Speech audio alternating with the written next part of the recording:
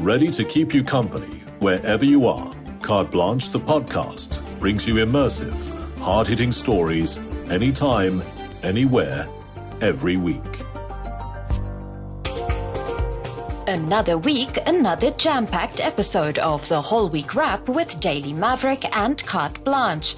Joining us for the very first time this week is Daily Maverick journalist Velani Ludidi. Here's what's coming your way.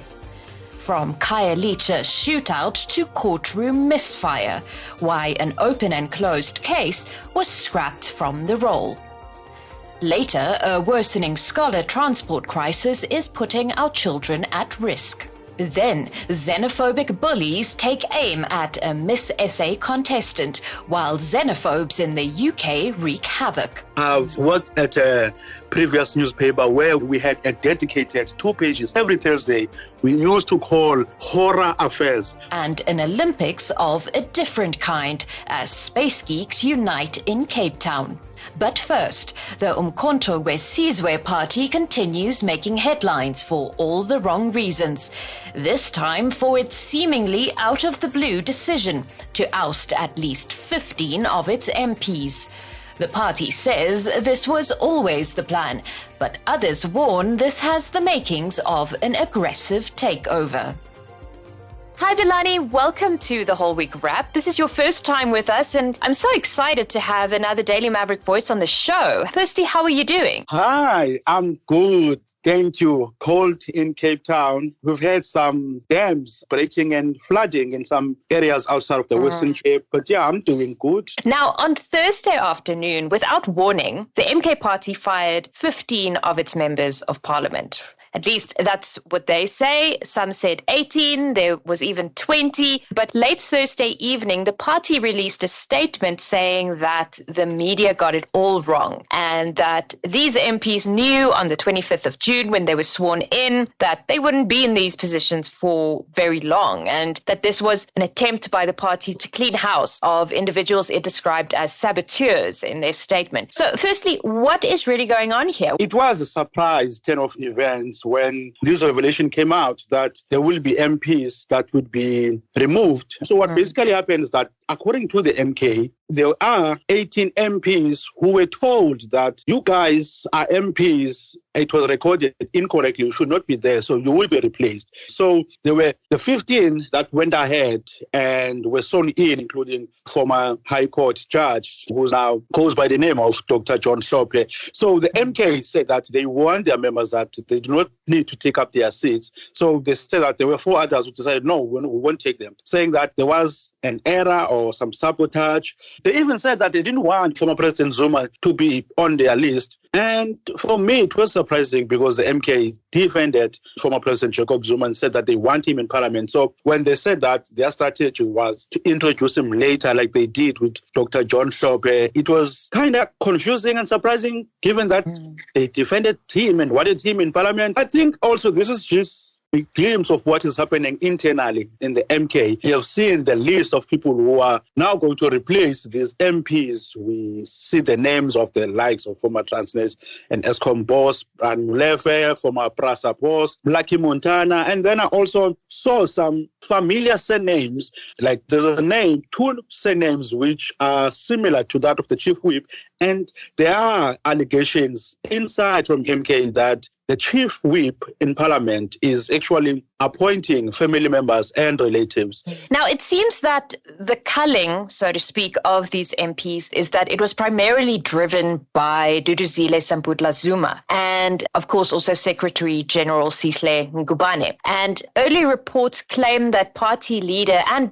Duduzile's dad, Jacob Zuma, had no idea this was going to happen, the firing of the MPs. So this has me wondering, is this kind of that long-standing theory that Duduzile is, in fact, the power behind the MK party? Is that becoming a reality? And do you think we are seeing a coup of sorts within the MK party? Those are strong allegations that are coming out from the MK. Duduzile did deny any involvement in purging of party members. She said that she's unfairly scrutinized because she's a daughter of the former president. Even though there's not enough evidence, I do believe that there is some involvement of certain people trying to get rid of certain people who may be getting more popular than others in the MK party. Remember, the MK, currently, they have an interim structure. So in the absence of the president, or the leader, which is former President Zuma, the Secretary General then becomes the most powerful person within the party. So people within the MK, like Duduzile and others, would want to have someone they can control.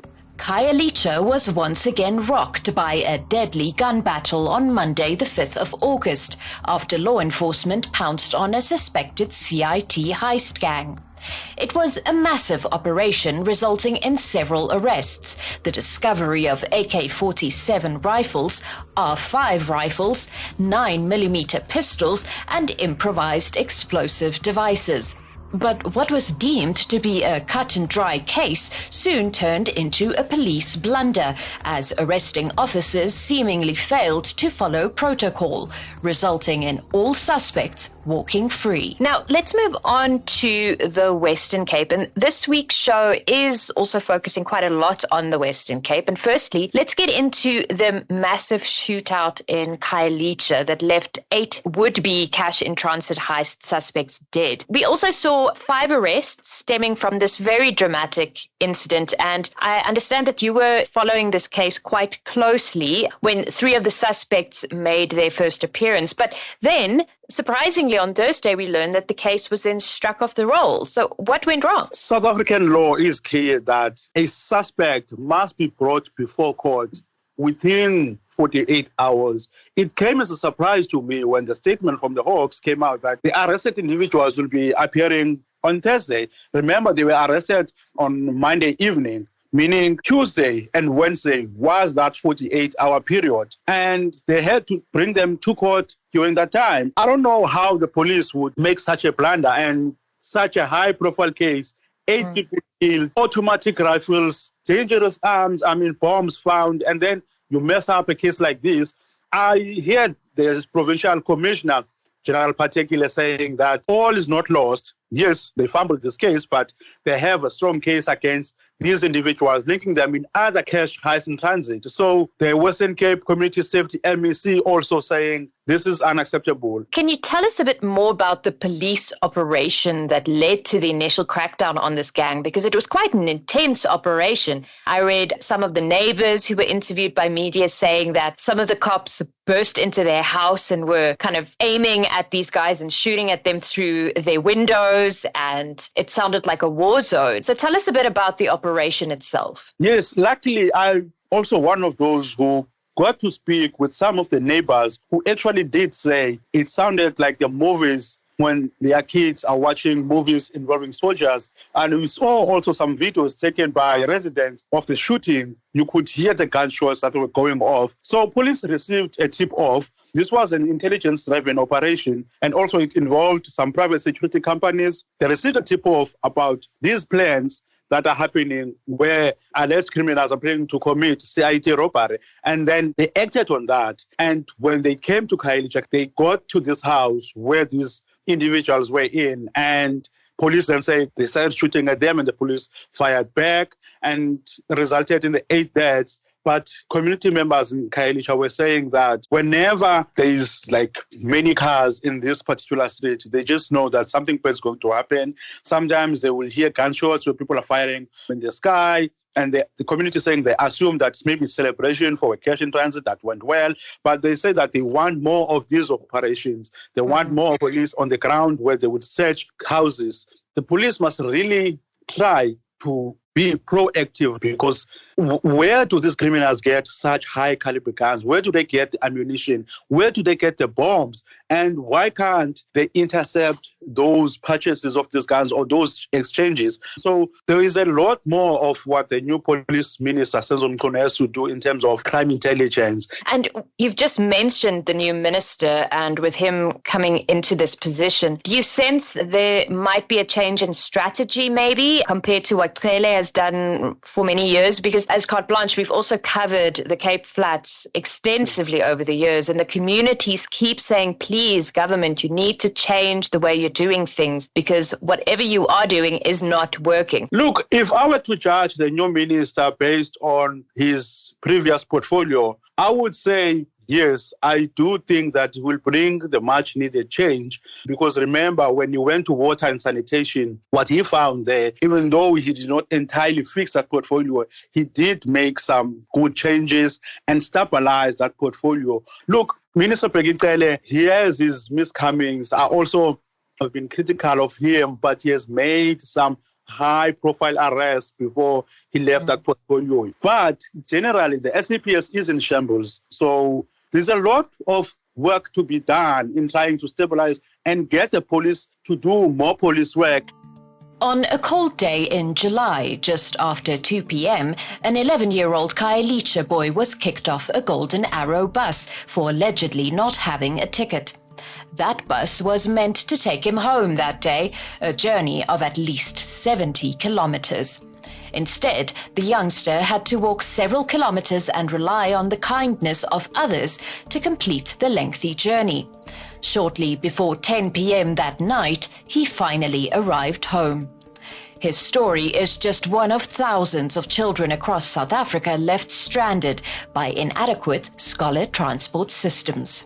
Now, on to another matter that left many of us fuming. And about 2 weeks ago, Daily Maverick published a really shocking piece on 11-year-old Lefaleto Mbasana. I know you wrote a really great feature on what Lefaleto's ordeal could teach us. Walk us through it, because it was really an eye-opening piece. I must say that I was emotional penning that piece, because I'm a parent and I'm learning that a child had to walk so many kilometers. This is Simonstown. Simonstown is deep south. It's isolated area. It's unlike when you've left someone in the CBD where they have many options. And so when I heard about that and I saw the brain story written by my colleagues Sune and Siyabonga, I was hurt. And what's more hurting was that the Golden Arrow has a policy where they say that if a uniformed child, age 13 years or younger, has lost their ticket, they must be allowed to board a bus, and then the driver has to take the details of the child, and the Golden Arrow process then follows.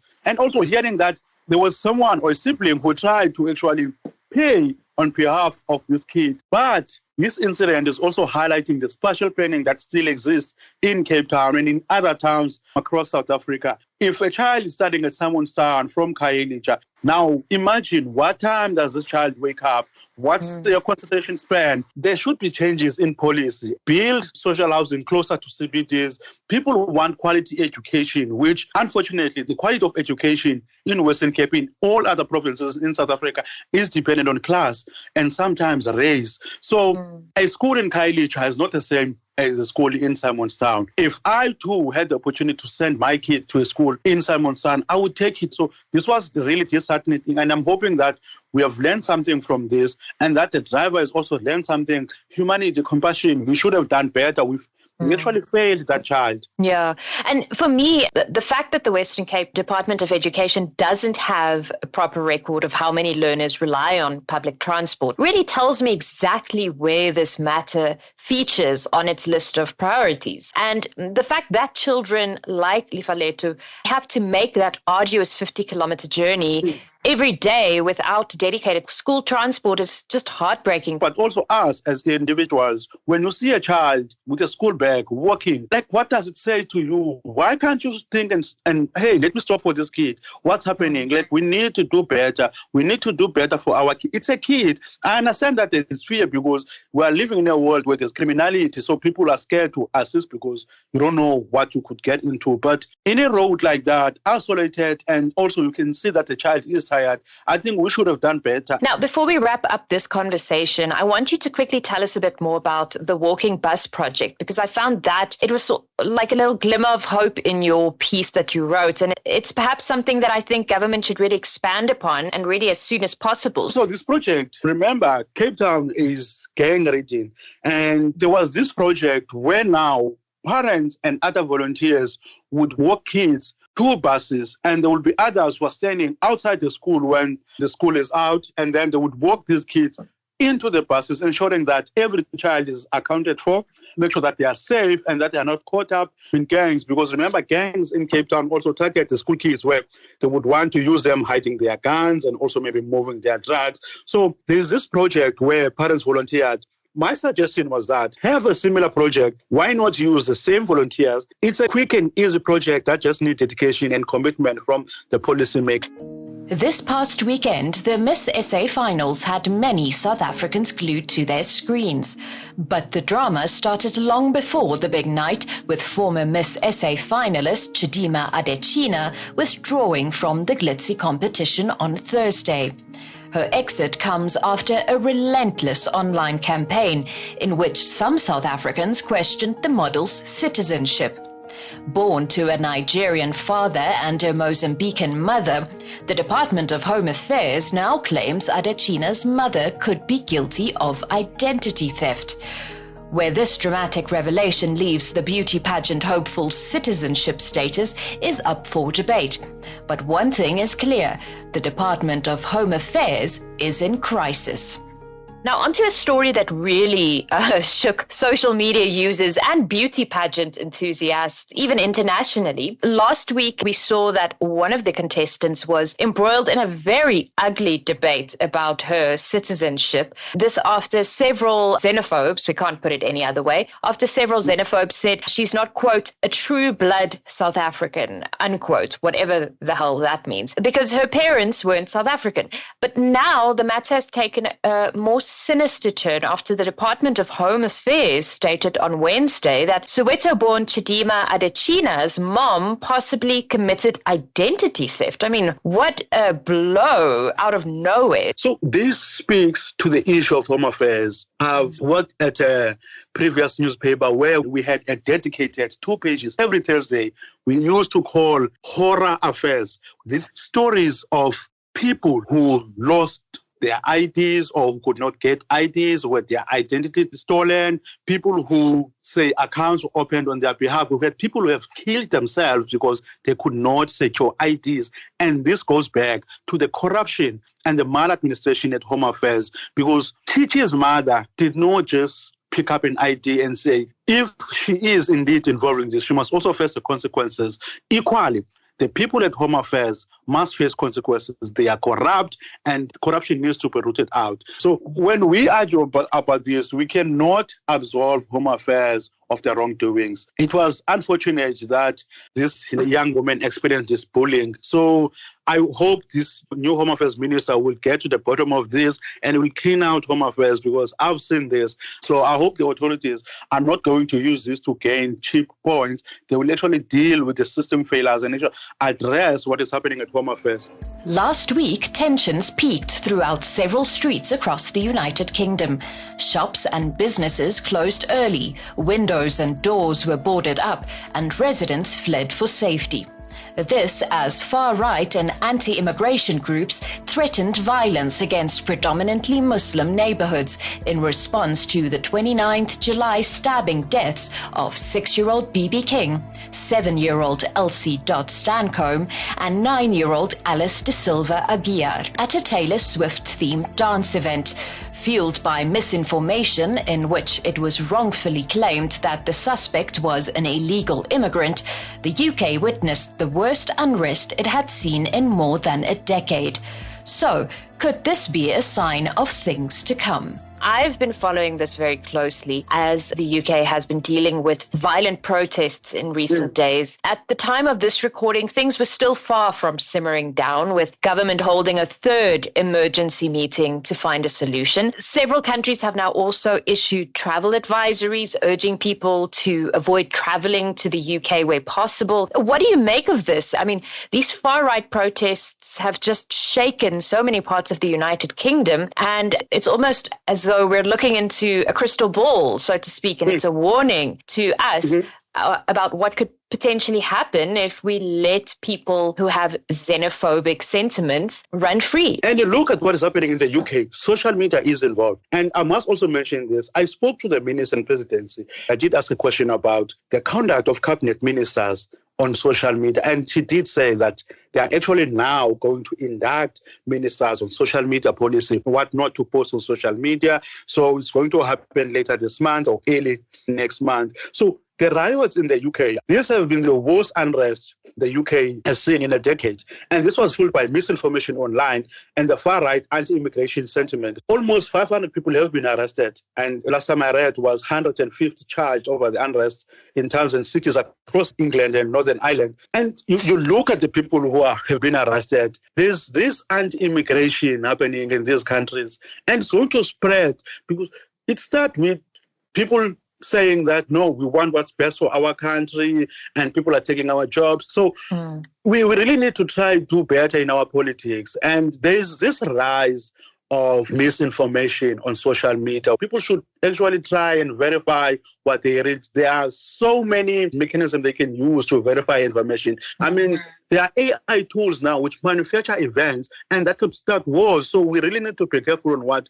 we're posting online and also what we're sharing. Just verify first. I even use, even for us reporters, is that it's better to be late than be first and be wrong. That's my saying as well. I often use that in conversations because it is so important, and where we have AI literally making insane looking videos as well, that we need to verify before we say anything, because you can cause so much harm. And I also want to just wrap up this part of the conversation with a quote that I actually read from foreignpolicy.com. And I think it really summarizes how countries essentially move from more liberal ideals to full-on nationalism. And I think maybe policymakers should keep this quote in mind. It says, "The crisis in democracy is in part a crisis in nationalism, which today seems to revolve around 4 issues. 1, how nations define membership. 2, how they popularize a version of historical history. 3, how they locate a sovereign identity. And 4, how they contend with the forces of globalization. As more citizens cast their ballots in 2024 than any other year before, they will be voting not only for a particular leader or party, but for the very future of their civil liberties," unquote. And I think that really puts into perspective what we are dealing with and how you can tackle it. Is if you keep these things in mind, then you can better structure policy and almost try and contain this very far right trend that's really gaining a lot of traction across the world. And also, South Africa in particular, we will have immigration, we will have people coming into the country because until our neighboring countries, SADC countries, are in a better situation. I mean, it's happening even now within the country. We see Gauteng is the most populated province. People want to go where there is better jobs. And also, until Zimbabwe is a better country, Zimbabweans will be flocking into this country. If you've seen how they cross, no one will just risk their lives crossing rivers just because they want free things. So I really hope we can try to understand where people come from and show compassion and actually try to live with people and not try and use this nationalism and right-wing mentality that now is really getting traction, and it's really dangerous. Every 4 years, the International Astronomical Union calls upon the greatest space researchers across the world to share ideas, discuss new findings, and celebrate awe-inspiring discoveries about the cosmos. This year, for the first time in the Union's 105-year history, astronomy experts are gathering on African soil, with Cape Town playing host. It not only serves as a platform for showcasing cutting-edge technology, but also aims to inspire countless youngsters eager to reach for the stars. Let's wrap up today's show with some feel-good news. I think we need it after all of this. It's been all eyes on the Olympics in Paris, of course, but there's another Olympics of sorts happening in South Africa right now. The International Astronomical Union, or IAU, is currently hosting its 32nd General Assembly in Cape Town, and some of the greatest scientific minds have come together to discuss everything from the sun to gravitational waves to the latest discoveries made by the James Webb Space Telescope and so much more. I think this is such an awesome way to really showcase South Africa's scientific achievements, and admittedly, I am a huge space geek, so I'm very excited about this and to see what comes out of this. This is such a proud moment for our country. I think it's worth mentioning that this is the first time this is hosted in Africa. So this is not just South Africa, but in Africa. So exciting. And also I was reading about it and I was like, I can't even understand the terminology, but it's so exciting. And reading and hearing, and also hearing people speak about science, and like, oh God, I wish I was that clever, because they really are making amazing things. So this is good for the country, and it's going to bring attention back to South Africa. This is what we really need now, positive news coming from the country. And I'm really hoping that even people in Cape Town in particular, also in the country, can benefit from this, and kids maybe who are also at home and wishing that one day they'll be in that stage, they can be inspired to work and do more, so that they can also one day be part of the people who will be presenting their ideas and discussing scientific issues that affect not only just South Africa, but the whole world. And of course, the General Assembly comes to a close on the 15th of August. So if any of our listeners are interested in, I don't know, exoplanets, dark matter, how stars are formed, and all the rest, you can follow the daily discussions and panels online at astronomy2024.org. But I mean, that's all we have time for this week, Vellani. It's been a jam-packed show, and I really enjoyed our chat today. And I hope to have you back on the show very soon, because this has been such a pleasure. Thank you. I'm hoping that I'll be back soon. Also, I love doing news. This is what I'm passionate about. So people can also follow your page and also our pages for daily updates on news. Thank you so much, Vellani. Wishing you a wonderful week and keep warm. Thank you so much. Thanks for listening. Catch us again next week for another Whole Week Wrap. Until then, why not join the conversation on Twitter, Facebook, and everywhere else? We always love hearing from you.